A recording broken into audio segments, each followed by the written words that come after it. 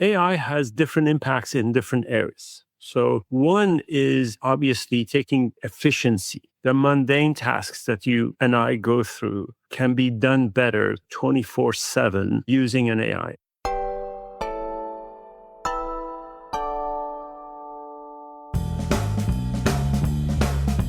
Hello and welcome to this episode of Confessions of a B2B Entrepreneur. I'm your host, Tom Hunt, and today we have arguably the most intelligent person we've ever had on the show. We have Mehdi of KnowledgeNet.ai, and Mehdi is technical. He has deep AI expertise, and we understand more about what AI is doing in order to enable businesses to surface the right information at the right time, which I really think is the key here for the business application of AI. This episode is part of a number of episodes, 3 or 4, where I'm bringing on AI legends onto the show in order to really educate me and therefore you about how AI can be used internally within businesses. So Mehdi is definitely one of these people who can help us all. Quick shout out to Fame for producing this show. If you'd like a show like this, with a host like this, with guests like this, then please go to fame.so, request a proposal so that Tom sent you, and I'll make sure that maybe I'll jump on a sales call with you if you would like that, or we could have other people in the team do that. So let's jump into this discussion right now with Mehdi. This episode is sponsored by MailTrap, an email delivery platform designed for product companies. Go for high deliverability, growth-focused features, and industry-best analytics. Get 20% off for all plans with our promo code B2B Entrepreneur. Check the details in the description below.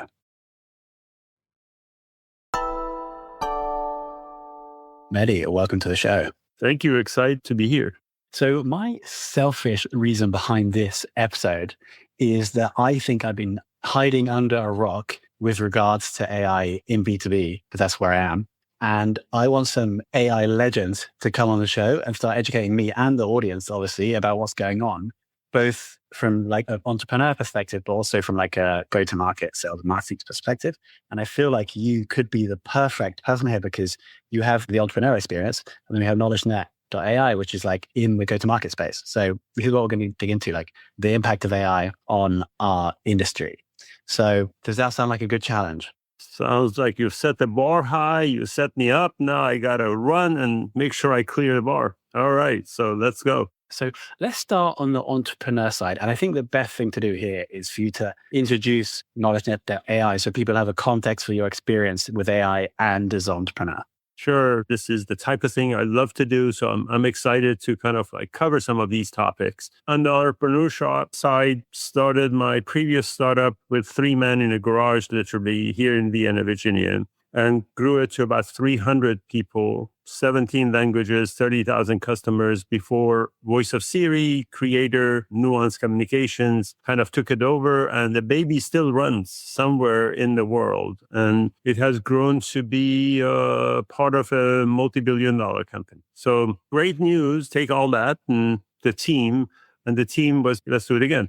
And this was before AI became AI. So just a little bit of that transition, we use graph theory to understand conversations and to focus on how do you do natural language processing to decipher a conversation and convert it to a data essentially, and then find nodes within that data because a lot of knowledge is kept within conversation. You and I are having this podcast. This podcast notes could be feeding into an AI to understand what you're talking about and then make it available, searchable, kind of interactable using the AI technology today. So that's how the transition to AI happened. And it's wonderful to see businesses to take advantage of that because businesses have always have a problem with knowledge retention.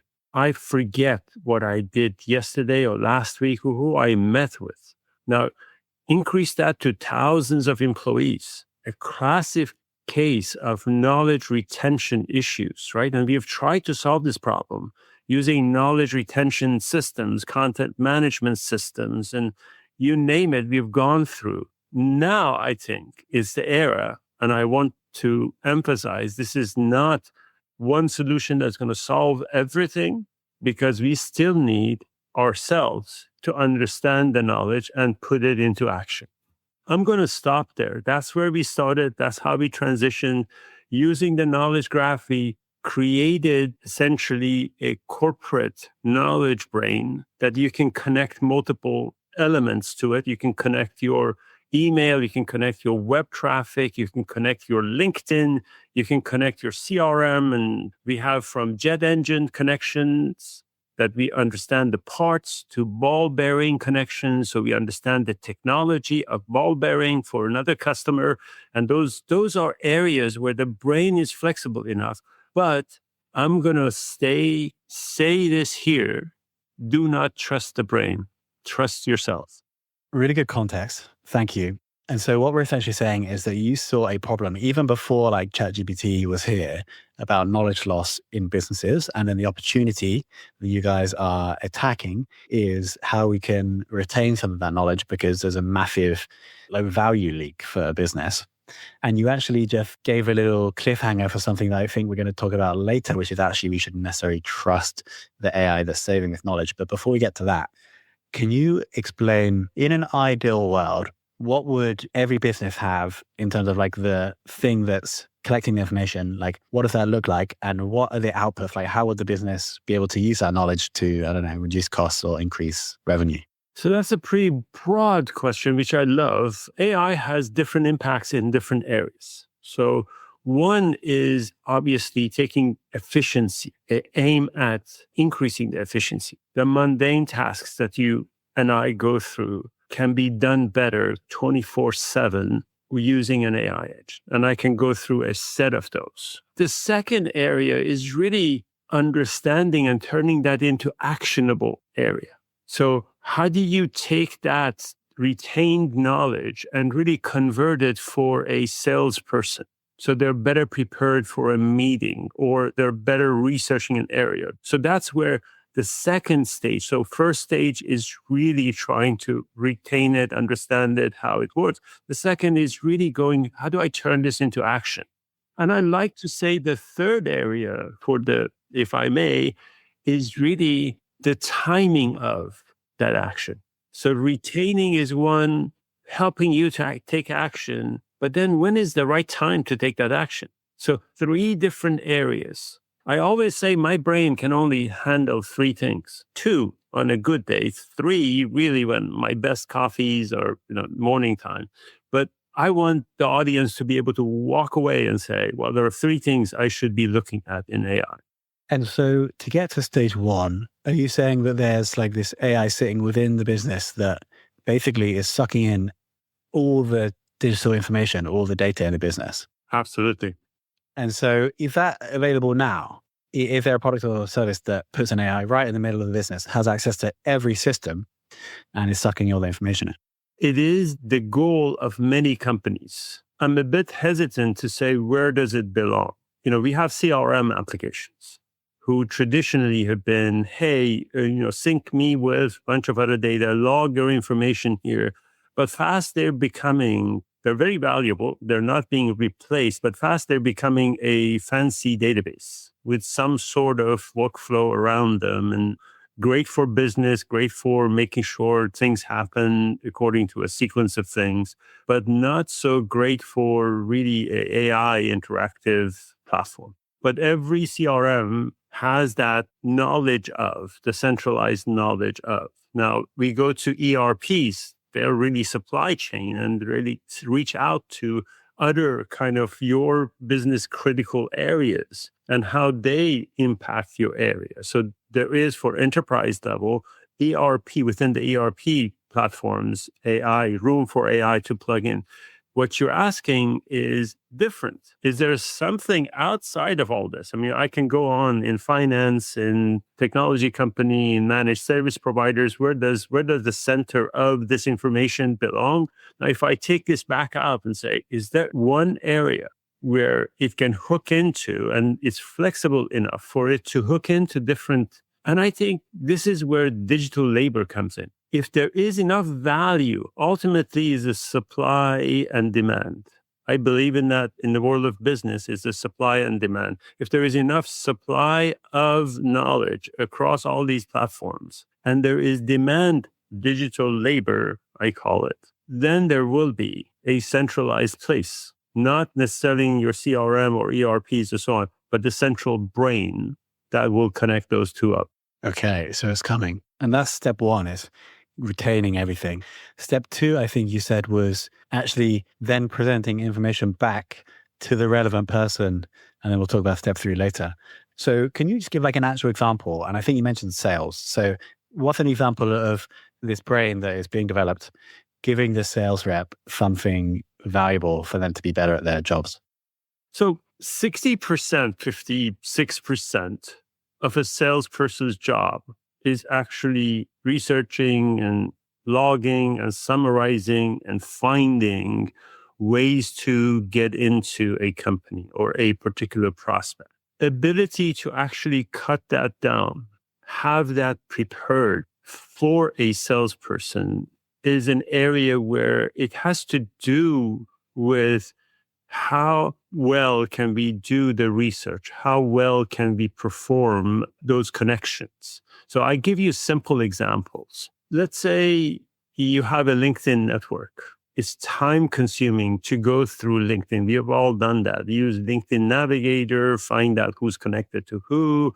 And then what if, and I'm sure people will connect to this, what if you had an AI engine that will do that work for you and say, this is how you connected to Joe here. And this is your best connection to Joe.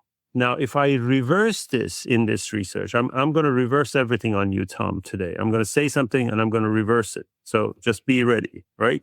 So if I reverse this on you, if you had a set of companies that you'd love to get to, let's say you're a plastic molding company that looks for a particular manufacturer in order to mold the right parts for them, and there is a set of companies that you've identified. Wouldn't you love to be able to ask, who are my best connectors to those companies? Rather than going to LinkedIn Navigator saying, how does Tom gets connected to that company? I'll do the reverse on you. I say, I have 10 companies. If I have these 10 companies nailed, I'm meeting my quota. Boom. Who are my best connectors?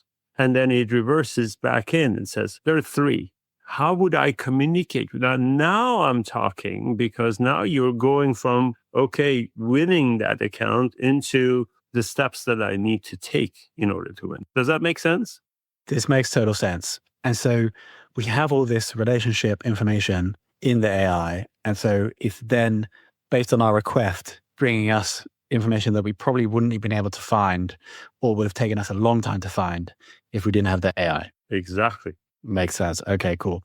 And then the third point you mentioned, which I hadn't really heard before, is the AI actually bringing stuff for us to do, or presenting information to us at the right time. Can you give an example of that? And I think it would be useful to keep that in the sales realm as well, if possible.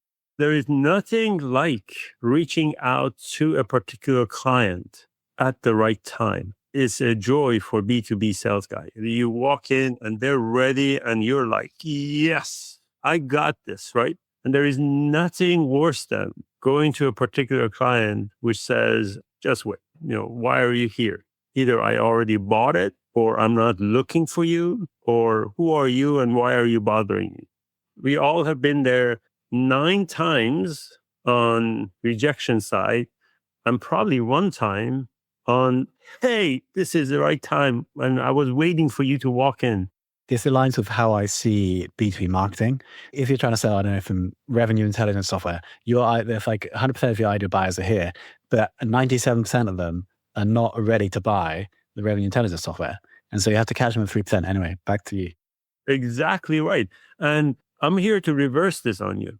Again, why? Because I love to be able to find those intent signals across all this data that we have retained, the knowledge that we retained. The intent data says Joe just walked in and is going through a bunch of webinars, who shows that he's looking for that plastic molding capability, or he just filed for introduction of a medical device that needs, and investors are investing in it. So right there, you have signals. The world without these signals were kind of like the Stone Age, where you go with tools that were like primitive, and you try to crack doors open using, stone and sticks. I'm trying to say, hey, look, there is a better way. You can kind of see the right person, find your connection to it, but wait until I give you the signal before you walk in. Nurture them before then, but don't go in there with guns blazing that you have a brand new product. Get it. But in order for this to work, the AI, the brain that we just discussed that has the info from every area of the business, it also needs access to external data sources, I assume, in order to get that information of when this person is filing for the investment, etc. So what we're saying is that this AI brain is also more intelligent than just sucking all the knowledge from your business. 100%. So actually, you don't have all the data. If you rely only on your internal data, or just like many other companies, if you rely on only your external data sources, public data sources, you are going to miss half of the picture. I feel the internal data is even more important, better pathways than external data. Let me explain that. I can get a list from list providers, and there are many out there. And they have now AI, so to be able to find intent signals based on external activities of individuals in a sector, in a market, and industry. I will say that if your company has the knowledge of your internal connections, those warm introductions are proven to be hundreds of times better than external lists with some intent for you to go after SDRs or BDRs or whatever, right? The key is to combine these two, to be able to say, I have connections here, but the external signals are telling me this. Let me get a warm introduction and find my path into that account. Combine the two. That's really what we focus on, creating a brain with AI that is not missing half of a brain, the internal half versus the external half. So actually what you're saying is that we can really, with sales as a specific use case, if we can use the internal data and the external data, our outreach is just going to be so much more powerful. 100%. Just, you've all been there. If I knew, let's say, Tom has a connection and is a strong connection to a particular ideal candidate I'm looking for, and if I had the right intent that that candidate is looking for, then that warm introduction by Tom to my candidate gets me in front of the line. Totally agree. Are you guys using this now in your sales process? Yes. That's like after a few years of actually perfecting this. Let me give you a little bit of where we started, where we are. So we started creating this engine that retains knowledge, and guess who walked through the door and said, you can use it for businesses, can't you? The private equity firms walked in first. They walked in and said, you know what? I'm looking for deals. I'm looking for connections, and I'm looking for who in my operating partners or in my portcos know the companies that I'm trying to acquire. And we said, yeah, sure. Here's a method. This was the beginning of us finding connections and signals and kind of working our way through that process, right? This grew to, hey, why are we just doing this for private equities? We can actually do this for manufacturers. We can do this for medical companies. We can do this for managed service providers, right? We can do this for recruiters who are trying to recruit for these companies. And it just took off from there. It's amazing how the application of AI knowledge is taking off, and ability for us to close that gap using our resources and our simplicity. One of the criteria that we have used, and I think it's really the key to our success, is that be where the users are. If you are on researching your company, I am right there. I don't ask you to come to knowledgenet.ai in order to do your research. I'm saying, click here and I'll tell you what's the best path. I'll tell you where to go. I'll tell you the timing of approaching this company. And in seconds, you actually get that done. Very nice. And so are you saying then that you're actually using this internal and external data with your sales process? We are, and we are seeing huge results. We are eating our own dog food. for many years, and it tastes good. I think this is the way to do it. I mean, I have been an advocate of eat your own dog food for many years. In my previous startup, as we grew it to 330,000 customers, in here, as we are growing this, we have one of the most extensive set of capabilities within our package, and we use it every day. Now, I should say one of the areas that we are very sensitive from the beginning is creating a knowledge base for each customer and securing it in a knowledge space for that customer. So what is fed into a business's brain is kept inside the knowledge space and secured. We are SOC 2, Phase 2 compliant, so you don't lose any. There's no leak. A lot of people don't realize when they upload this data or send this, ChatGPT kind of freely, a public ChatGPT usage, it actually leaking out. It is leaking out all sorts of security problems that there should be a best practice around it. And we've been there 4 years. We actually secure this in a space where nobody else except your company. Even you can secure it within rooms where nobody else except those people in those rooms have that knowledge. Makes sense. How else are you guys using AI internally? So this is where the third point comes in. So we talked about mundane tasks, automating it, trying to get that done. We talked about signals, so the timing can be done.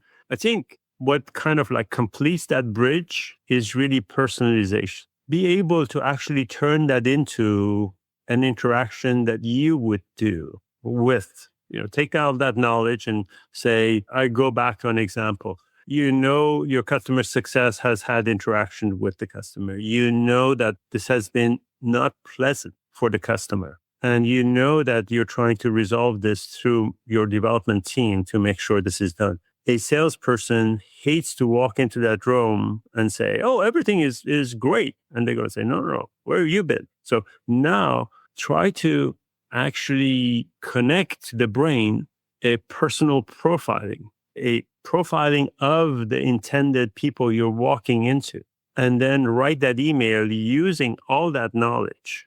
The personality profile will tell you, use bullets.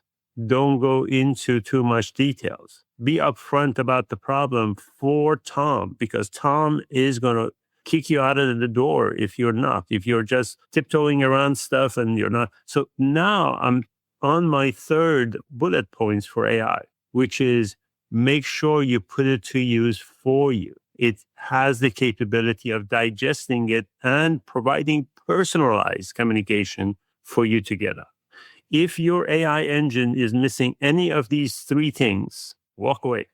But there's one more thing we also have to discuss regarding AI, right? Which is the thing you alluded to in the start of this interview about not trusting it. So can you share more about that?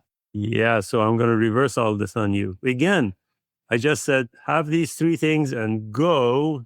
I'm going to reverse it on you. I'm going to say, your audience are probably one of the smartest people around in terms of getting relationships, working those relationships, being trusted by companies and their clients, and being part of their mission. Part of their strength is that one thing I'm going to say, which is critical thinking.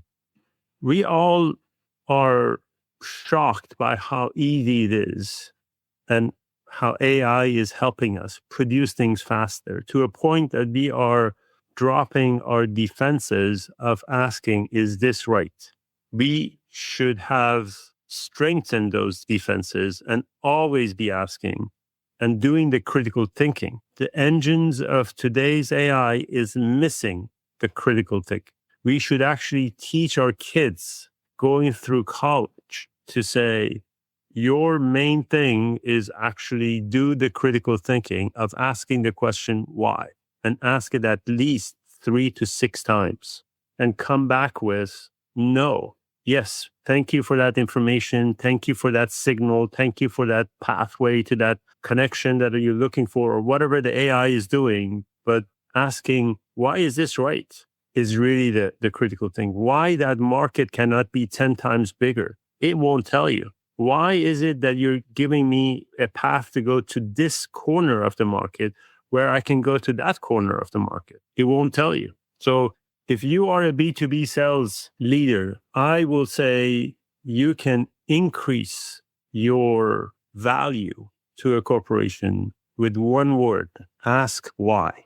And so right now, AI is not really good enough to think critically. And so your advice to a B2B entrepreneur, a salesperson, is that this is how we can stand apart from the AI. This is how we can make ourselves more valuable and save our jobs. And use AI, but be critical of. Show that you are the leader that thinks differently, and get out there and say, use it, ask it question, ask it to personalize, what's the right timing, all the stuff we talked about. But one thing is be critical of it, find a way to say, I'm going to go somewhere else, and then still use it to get that somewhere else.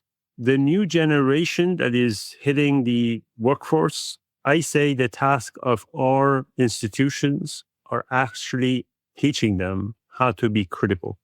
All right, Mehdi. Well, we set the goal of educating me and the audience about use of AI in business, and in the biggest insight here is the power, or how much more potent outreach can be if we use internal and external signals. They really can only be generated by AI. So that is my biggest insight, and I'm going to speak to our sales team after this. Mehdi, where else can people find you? A lot is going on around KnowledgeNet and events and areas where we are tapping into. Of course, take a look at webinars, take a look at our content, take a look at where we are kind of being impactful in AI. And this is all on KnowledgeNet.ai, which will also be linked below. Yes, KnowledgeNet.ai is the platform we've created. It is absolutely easy, simple, 15 minutes to set up. And we have customers who have connected it to various data sources and taken advantage of it, all the way to, we say there's 3 different ways of using KnowledgeNet.ai. Is interactive way, which takes you 15 minutes to set up, and then, use it as you see fit. Second is to actually engage and do this AI automation. So things will run in the background. And the third is actually what we call AI Engage for B2B sales. So this is where you take the brain and you say, hey, I want to engage it and get leads automatically using AI. And in that type of engagement, you actually get resources like AI engineers and PMs to work with you to actually get it done. So you can choose your level and jump in depending on how you feel this is right for you.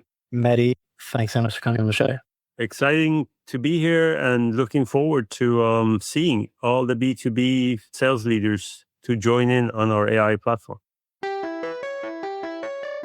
Okay, team. Hopefully we enabled you to understand more about how AI can be used internally or in sales processes in order to get better results, improve business outcomes. Massive shout out to Mehdi for coming on the show. Massive shout out to Fame for producing this podcast, Fame.so. And of course, a massive shout out to you for listening.